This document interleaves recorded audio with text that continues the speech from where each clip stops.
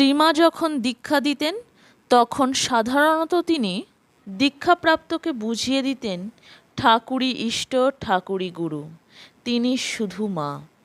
তবে তিনি স্পষ্টভাবে বা ইঙ্গিতে এও বুঝিয়ে দিতেন যে তিনিও ঠাকুর অভিন্ন।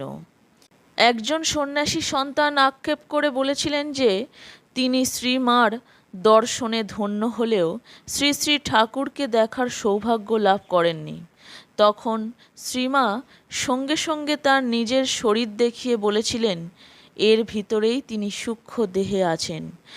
ঠাকুর নিজ মুখে বলে গেছেন, আমি তোমার ভিতর সূক্ষ্ম দেহে থাকব। অন্য একজন সন্ন্যাসী ভক্তকে শ্রীমা স্পষ্ট করে বলেছিলেন, আমরা কি আলাদা? তিনিও ঠাকুর।